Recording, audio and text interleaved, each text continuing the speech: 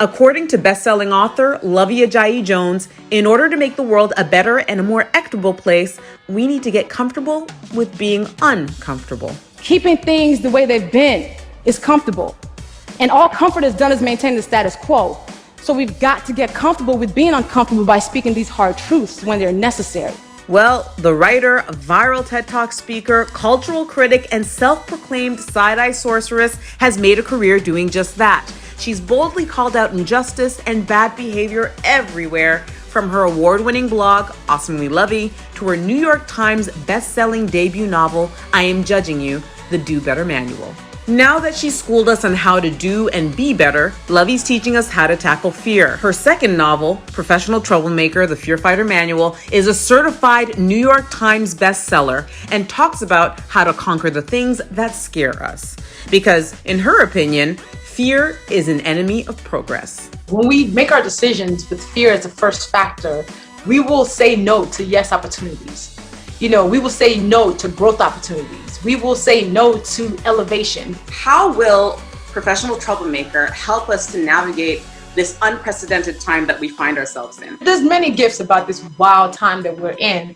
One of the gifts is that it puts fear in perspective. But the 17-year blogging veteran says that she is no stranger to fear herself. The journey from blogger to public figure to two-time New York Times bestselling author was filled with moments of fear and self-doubt. 10 years ago, 11 years ago, I was afraid to call myself a writer because I was like, to be a writer is like really serious. I'm not a journalist, I'm not a novelist, so how can I be a writer just writing my thoughts in this world on this little blog that I had? And I realized that part of the reason why I was afraid to call myself a writer is because I hadn't seen an example of it in like how I was doing it. And I was afraid of what it meant to actually own it. Like now I could fail. If I called myself a writer, I could fail as opposed to being like, oh, it's just this little hobby. You talk about this concept of failing loudly. What is that for those of us who are not familiar with the concept? And why is it good for us to fail loudly? Giving ourselves permission to fail is freeing, because you know that when it does happen, because it will, it's not a matter of if, it's just a matter of when, because there are no perfect human beings. None of us are experts at anything besides our own stories. So it's freedom in knowing that I am supposed to be bold, because in the mistakes I will learn lessons and be better because of it. People who follow you online, like myself, we know that you do not mince words. The internet can be a very, tough place, especially for people who are very honest. Yes. How did you personally build up a thick enough skin to not only be honest, but to also be convicted? Because there are so many trolls online and the fallout is potentially huge. So what does that kind of look like? You gotta know why you're amazing even on your worst days. It's why I started the book with a chapter called Know Yourself, because all of this is relevant for those moments when arrows can come at you, right? When it might feel like people are sending bullets your way. I think it's really important that even in those moments, because it is still gonna be tough, no matter how hard you know yourself, when you know yourself, you're able to honor yourself even more. You're able to pull yourself out from whatever ditch somebody might have tried to throw your ego into, right?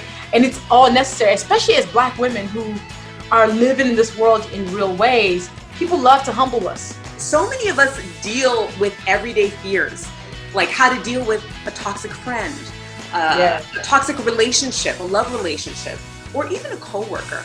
And one of the things you talked about recently was spring cleaning your life. And I know that resonated with so many people because it's a concept that we think of in the physical sense.